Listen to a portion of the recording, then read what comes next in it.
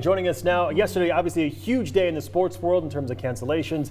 You spoke with the team directly impacted by that today. Yeah, the Eastern Washington men's basketball team just rolled into town from Boise. They just got into Cheney about an hour ago. It was a crazy sequence of events for them yesterday as they went from preparing for a game in the Big Sky tournament to knowing they were heading to the NCAA tournament as the conference regular season champion after the Big Sky tournament was canceled to having their season be completely over.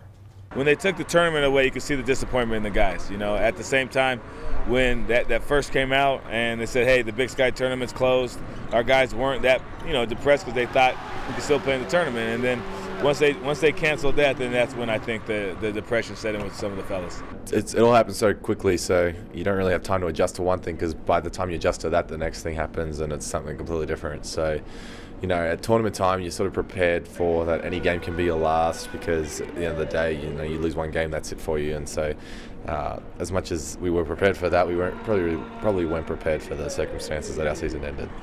Karthik Venkatraman is down in Cheney right now, and we'll have more from the team tonight at 6 in sports. And in other sports-related coronavirus news, the WIAA announced a few hours ago that a worker at the 4A/3A tournament in Tacoma has tested positive for the virus. That person started showing signs on March 9th, so health officials say that the earliest that person could have been contagious was Saturday, March 7th. That's the day the state championships were held. The WIAA say this is a low-risk situation. Now, of course, we had local teams over in Tacoma for the tournament, including the Mount Spokane girls and the Central Valley boys, who all played on Saturday. The Mount Spokane boys team also, who lost earlier in the tournament, also showed up to support their girls on Saturday. Obviously, lots of fans over there as well. Just another thing to keep an eye on. We'll be right back after the break.